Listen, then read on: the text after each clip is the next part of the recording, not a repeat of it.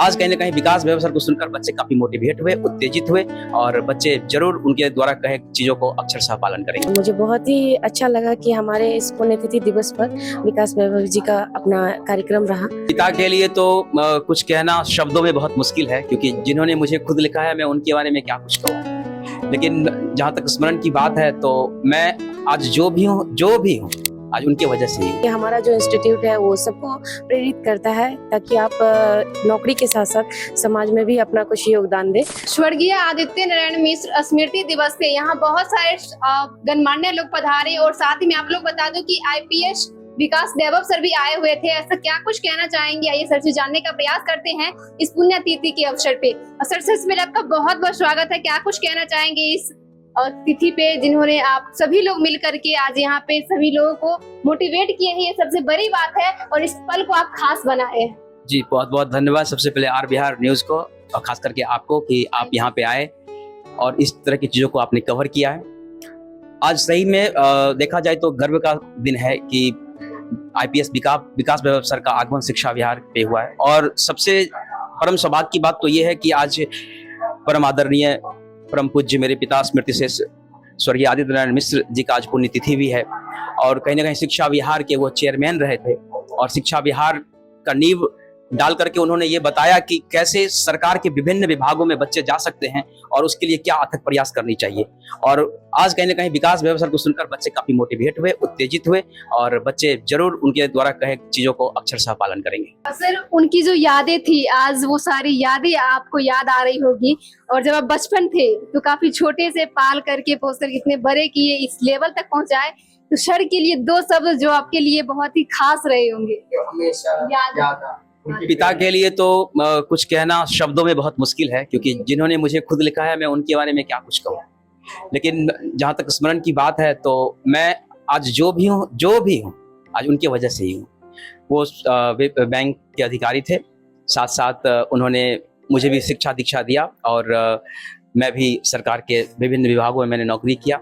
तो कहीं ना कहीं मुझे ये अच्छा लगता है कि पिता का आशीर्वाद आज भी मेरे साथ है, ताकि हम इस सब तरह का आयोजन हमसे तो संभव नहीं है, बिना उनके आशीर्वाद का तो हम एक कदम नहीं चल सकते। तो अब मुझे ऐसा लगता ही नहीं कि वो मेरे साथ नहीं है, हमेशा लगता है कि वो मेरे साथ है और मेरे साथ है नहीं, मेरे काम को वो खुद कर रहे हैं, मैं कर ही नहीं रहा हूँ कुछ। मैं तो बस एक मुख्य दर्शक बन के देखता रहता हूँ। आज भी आपने देखा कि मैं बिल्कुल खड़ा था, मुख्य दर्शक बना था और अपने आप स्वतः सारा कार्यक्रम होता जा रहा था। तो कहीं ना कहीं उनका आशीर्वाद है, बिल्कुल। हाँ, उनके जाने के बाद मुझे तो लगता ही नहीं कि वो गए, मुझे तो लगता है कि हमेशा वो मेरे साथ है और हमेशा मुझे उनका आशीर्वाद प्राप्त होते रहता है। सर शिक्षा विहार की टीम के लिए क्या बोलना चाहिए? कोई भी संस्थान का टीम मुख्य पिलर जी, शिक्षा विहार के टीम के बारे में जितना कुछ कहा जाए वो काफी कम है। ये शिक्षा विहार सिर्फ सुशांत चंद्र मिश्रा से नहीं है, ये शिक्षा विहार कहीं ना कहीं एक आज अलग मुकाम बिहार में हासिल किया है। तो इसमें कहीं ना कहीं पूरे टीम का बहुत योगदान है, जिसमें हमारे युवा साथी, हमारे शिक्षा विहार के आन बान शान मनीष सिंह हैं, हमारे शिक्षा विहार के एक और आन बान शान वीरेंद्र सर हैं, हमारे शिक्षा विहार के नूतन मैम हैं, हमारे शिक्षा विहार के प्रीति प्रियदर्शनी जो मेरी धर्मपत्नी भी है, और हमारे टेक्निकल टीम में राघवेंद्र कुमार झा, विवेक चंद्र मिश्रा। तो कहीं ना कहीं सबों का साथ होता है तभी जाकर कहीं ना कहीं हम कुछ कर पाते हैं। और उससे भी ज्यादा साथ होता है हमारे विद्यार्थियों का, जो हम पे इतना विश्वास करते हैं कि सर ने जो कहा वो आंख बंद करके काम करना है। और यही वजह है कि कहीं ना कहीं हजारों बच्चे आज सरकार के विभिन्न विभागों में अपने पद पर आसीन हैं। और अगर मैं नौकरी छोड़ने के पीछे रीजन यही था या नौकरी ना करने के पीछे रीजन ये रहा कि मैं नौकरी करता तो केवल एक सुशांत चंद्र मिश्रा नौकरी करता, और आज मुझे बहुत गर्वान्वित महसूस होता है कि हजारों सुशांत चंद्र मिश्रा आज पैदा ले चुके हैं। और सर जो भी स्टूडेंट ये वीडियो देख रहे हैं वो भी एक ऐसे ही इंस्टीट्यूट की तलाश कर रहे हैं, तो उन्हें स्टूडेंट के लिए आपका क्या विचार रहेगा? जी बिल्कुल, वो जहां है, जिस कंडीशन में है, अपने आप में के अंदर सकारात्मक ऊर्जा को हमेशा बनाते रहे और धैर्य बिल्कुल नहीं खोए।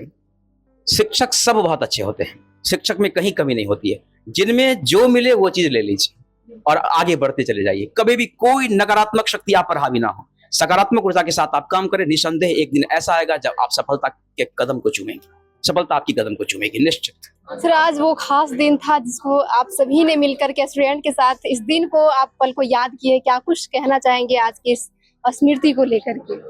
ये मेरे स्वर्गीय धर्मपिता मेरे ससुर का पुण्यतिथि था और मुझे बहुत ही अच्छा लगा कि हमारे इस पुण्यतिथि दिवस पर विकास वैभव जी का अपना कार्यक्रम रहा और हमारे कैसा बच्चों को लगा जब मैम यहाँ पे सर पधारे और स्टूडेंट को भी मनोबल बढ़ाए? बहुत अच्छा लगा, बहुत ही अच्छा और लगा। क्या कुछ कहना चाहेंगे जो भी दर्शक देख रहे हैं उनके लिए शिक्षा सबको विभाग को लेकर के? हम यही कहना चाहेंगे कि हमारा जो इंस्टीट्यूट है वो सबको प्रेरित करता है ताकि आप नौकरी के साथ साथ समाज में भी अपना कुछ योगदान दें। तो इसके लिए यही है कि उनका जो प्रोग्राम था उसका भी यही मोटो है और हमारे शिक्षा विहार का भी यही मोटो है। तो हम लोगों से आग्रह करेंगे कि हमारे शिक्षा विहार में एक बार जरूर घूमने आए ताकि अपने बच्चों को यहाँ पे पढ़ने के लिए भेज सके। सर आज जो यहाँ पे आप आए स्मृति में सर का बहुत ही ये शुभ दिन था, शुभ कार्य था जिसमें सभी स्टूडेंट के साथ साथ आप लोग भी इस कार्यक्रम में शामिल हुए। क्या कुछ कहना चाहेंगे उनके लिए? मुझे सब लोगों पर गर्व है कि इसमें शामिल हुए और बहुत सुंदर ढंग से उनको इंस्पायर किया गया है। बच्चों को दृढ़ संकल्प होना ही मेन लक्ष्य है। अगर मन के अंदर दृढ़ संकल्पता होती है तो सक्सेस जरूर मिलता है। स्टूडेंट के लिए क्या कुछ कहना चाहेंगे जिन्होंने अभी स्टूडेंट मन लगा के पढ़ें और कंसंट्रेट होकर पढ़ें और मेन चीज डिसिप्लिन रहें, माता पिता का आदर करें, सम्मान करें, घर के बच्चों को प्यार करें, सबको वेल डिसिप्लिन रहेंगे, रास्ता अपने आप जो है ऑटोमेटिक रास्ता बढ़ता जाएगा और सफलता जरूर मिलेगी उनको। शिक्षा विभाग के इस परिसर में सबसे पहले स्मृति शेष पंडित आदित्य नारायण मिश्र जी जो इसके संस्थापक रहे, उनका हृदय से उनकी पुण्यतिथि पर नमन करता हूँ।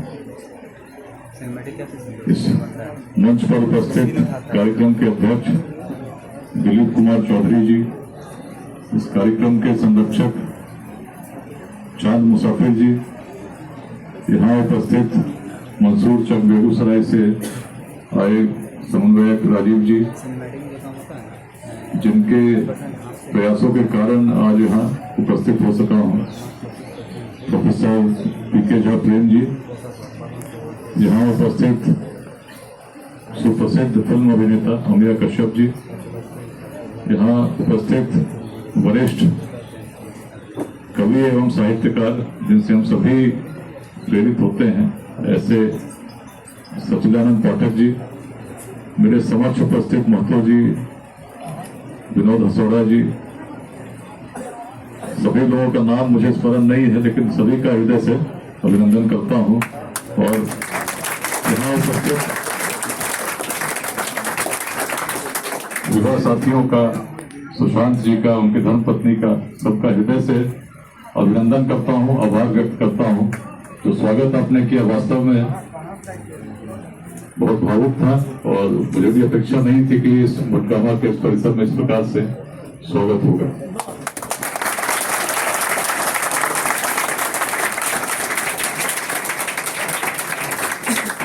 समय कम है तो बहुत संक्षेप में कुछ बातें आपके साथ मैं रखना चाहता हूं और कुछ प्रश्न यदि आपको होंगे तो उसको लेना चाहूंगा।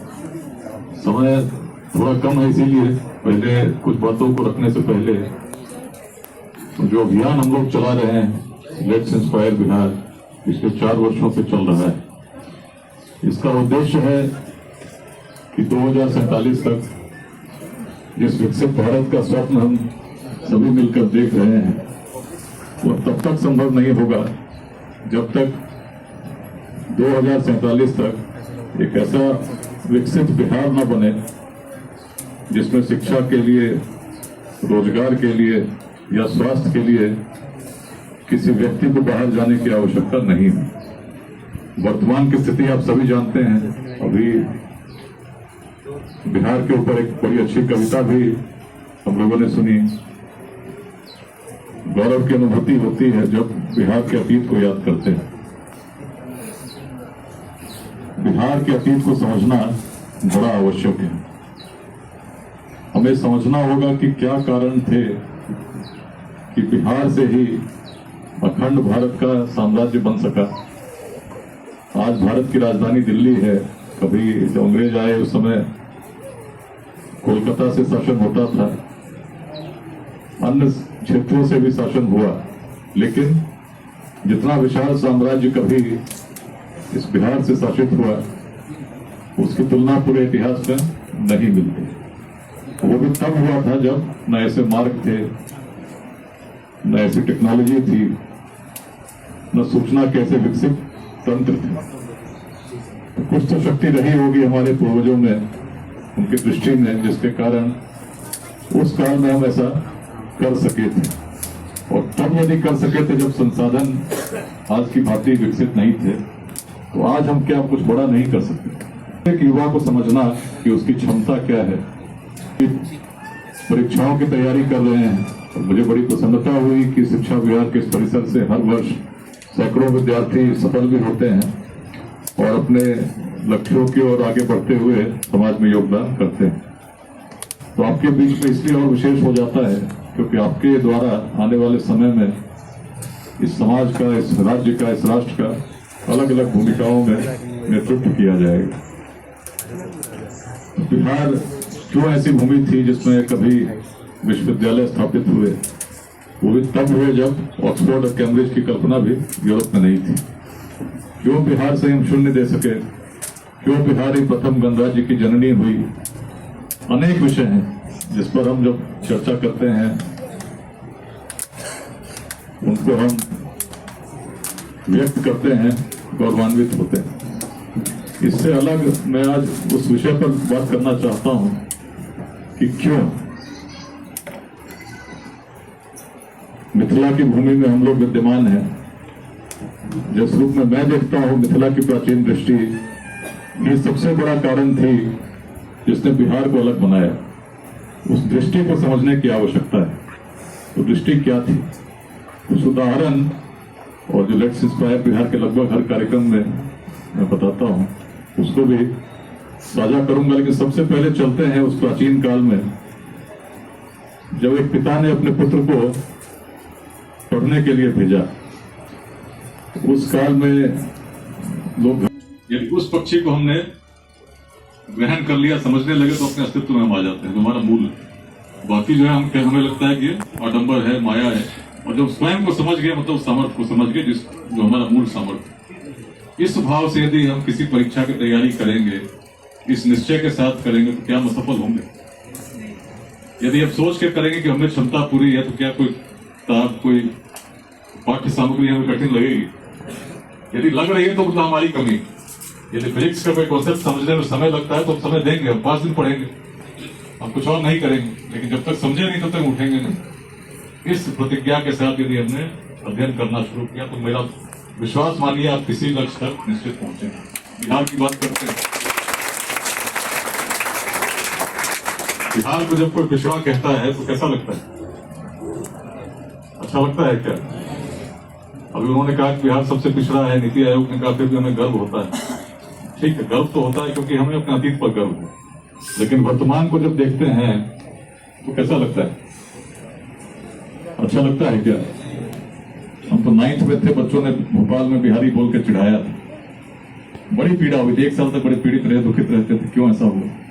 इस दुर्दशा का जिम्मेदार कौन है? उससे पहले यहीं बरौनी में थे, यहाँ से फर्स्ट आए थे सेंट पॉल में, बड़ी मेहनत करने के बाद स्वयं को बड़ा अच्छा समझते थे। भोपाल गए तो लगा भाई हम तो बड़े निम्न कोटि के प्राणी हैं, कोई भी हरी बोल के चिढ़ा दे रहा।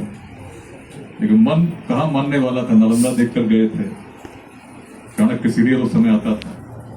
मन तो कहता था बिहार ऐसा नहीं था।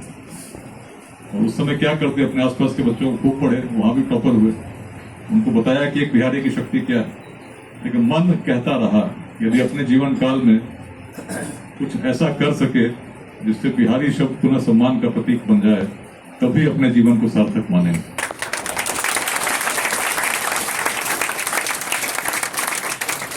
यात्रा चली, जिन उपनिषदों की बात कर रहा हूँ, ये भी IIT में सब पढ़ने को मिला। IIT जाने में भी समस्या हुई थी, पेपर लीक हुए थे, आजकल भी पेपर लीक। और वो अपने पंचायत में, अपने क्षेत्र में ये जो डायरेक्शन ये दिए हैं उसको साकार करेंगे। आप अर्थात शिक्षा, समता और दुमता को लेकर के चलने वाले लेट्स इंस्पायर पार्क के आप समर्थक हैं ना, संकल्पित है ना, आपको एक कद दूसरे के लिए बढ़ाना है अपने अतिरिक्त। चलिए सबको हम आशीर्वाद देते हैं। और इन्होंने जो कुछ किया, फिर से दक्षिण आएंगे ही, बार बार आएंगे और ये फिर आपसे बात करेंगे। और यदि उनके जैसा, झा जी के जैसा प्रश्न कर देंगे कि आप कह के चले गए, हाथ भी उठा दिया चांद मुसाफिर जी के कहने पर, लेकिन वो लागू नहीं किया। ये लागू किया होना चाहिए। और ये आएंगे, ये यही नहीं आएंगे। अब आज कल अखबार में जब ये न्यूज आएगा तो ऐसा स्कूल बहुत है, वो सब स्कूल का प्रिंसिपल या चेयरमैन इनको आमंत्रित करेगा और इतना सुंदर चीज ये आपको समझाए हैं। और अपनत्व, यानी इतना कोई शिक्षक नहीं समझाता है, लेकिन ये आपको अपना समझ करके आपको समझाने का काम किया। हमारे पास भी कई प्रश्न है, लेकिन हम तो बुढ़वा पत्रकार हैं, तो हमारे पास बहुत प्रश्न है कि एक विकास वैभव जी से ये काम नहीं सफल होगा। हम मिनिस्टर हैं, हमारा बेटा 3rd डिवीजन से पास किया और उसको हम वीडियो बना दिए, उसको हम ये शिक्षा पदाधिकारी बना दिए। ये जब तक समाप्त नहीं होगा तब तक इन्होंने जो कुछ कहा वो कार्यान्वित नहीं हो सकेगा। ये गांव गांव दौड़ते रहते हैं, ये समझाते रहते हैं, लेकिन समझने वाला तो है नहीं। बिहार को आगे तभी बढ़ाया जाएगा जबकि आप जातिवाद और धर्मवाद से ऊपर उठ करके चलिएगा। वो उठ करके चलिएगा तो बिहार आपका नंबर 1 निकलेगा। और जितने कवि चाहे मैथिली भाषा में लिखते हो या हिंदी में लिखते हो, वह जो बिहार की प्रशंसा लिखते हैं वो साकार होगा। और जब साकार होगा तो आपके चाचा, आपके पिताजी, आपके बड़े भाई कभी भी दिल्ली या चेन्नई या कलकत्ता नौकरी करने के लिए नहीं जाएंगे, बिहार में ही वो रहेंगे। और बिहार को बनाइए, और बनाना हो तो इन्होंने जो कुछ कहा उसे सुन करके भूल मत जाइए। हम आएंगे 15 दिन के बाद लड़कियों से पूछने के लिए कि उन्होंने क्या समझाया था, और आप गलत बतलाइएगा तो हम चेयरमैन को और प्रिंसिपल को हम कंप्लेंट करेंगे, क्योंकि हम यह भी काम करते हैं। इनके बाद हम ही समझाने का काम करते हैं। जहाँ जाते हैं हम बच्चे को समझाते हैं, गार्जियन को समझाते हैं, लेकिन बच्चे बच्चियां तो समझ जाती है, लेकिन गार्जियन 90% नहीं समझ पाते हैं। हम कहते हैं, हम ये कहते हैं, इसलिए आप लोग साकार कर दीजिए ताकि ये आएंगे और आप